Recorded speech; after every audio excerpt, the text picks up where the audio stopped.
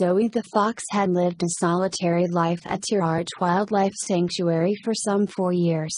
But one day in 2016 a fox who looked almost exactly like her came to stay. This new guest was called Frodo. And while staff at Tierart had intended to keep Zoe and Frodo apart for a short time, it seems that their love knew no boundaries. Tierart is a sanctuary in Germany that helps to rehabilitate and care for a variety of animals. In fact, the organization's name actually translates from German as Animal and Species Protection.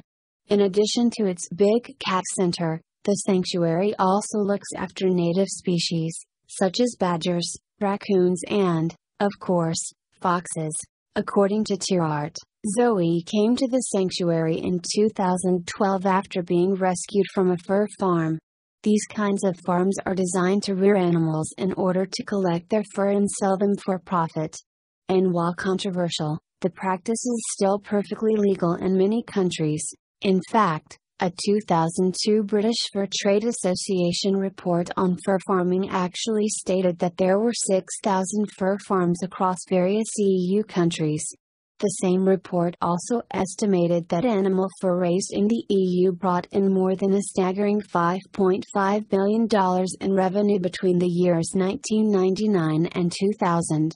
Yet not everyone is so excited about the practice.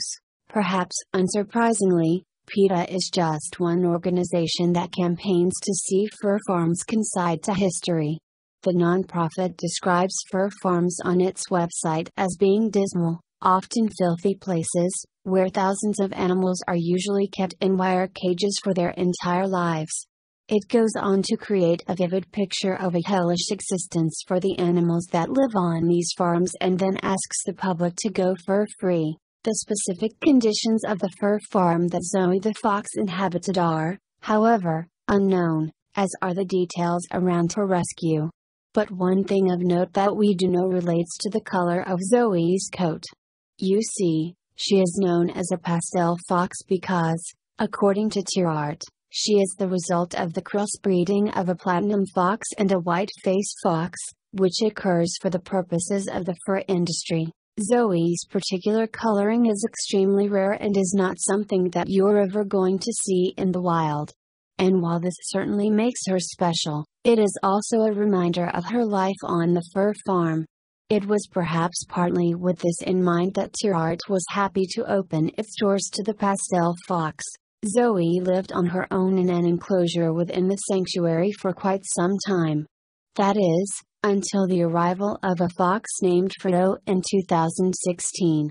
And the amazing thing about Frodo was that he too sported a pastel-colored coat, just like Zoe. Unlike Zoe, however, it seems that Frodo was not once part of a fur farm. Instead, Tierart believes that he had been a privately owned pet. Unfortunately, there are still breeders on the internet who advertise pastel foxes as exotic pets. Tierart site manager Florian Iserlo explained to the Dotavada statement.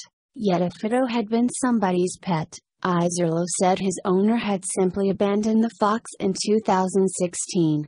For it was during that summer that the animal was seen stalking people's houses and yards around the Donnersberg area of Germany. And evidently his appearance caused some puzzlement among the local residents. Reportedly described as a dog-fox-like animal by locals, Tierart has stated that nobody initially wanted anything to do with a fox.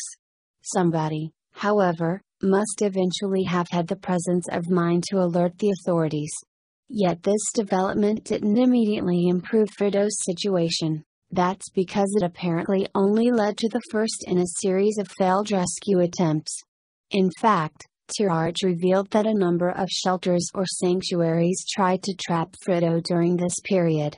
But none were successful, until the people of Wildtierhilfe Kaiserslautern stepped up to the plate. Fortunately, this group was able to capture Frodo and get him off the streets. Tierart wrote that the fox was ravenous when he was first trapped, and so Wildtierhilfe Kaiserslautern fed and nursed him back to health.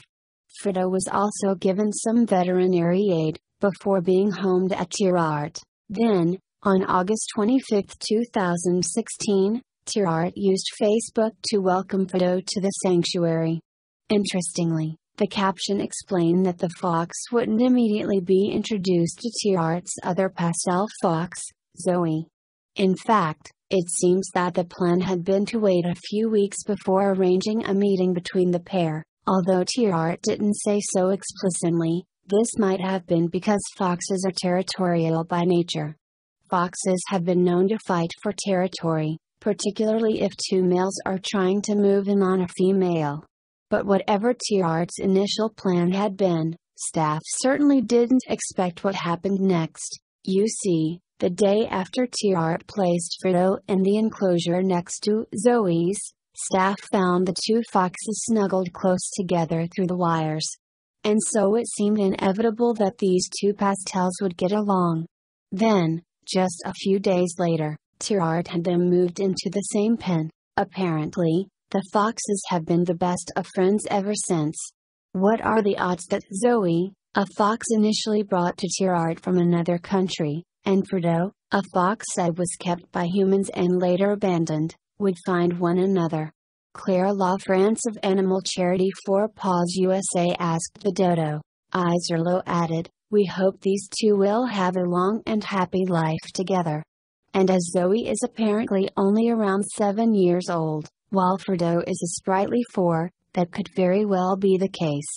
After all, foxes in sanctuaries such as Tierart can reportedly live up to the grand old age of 14. There was more good news for Frodo and Zoe in July 2018 too.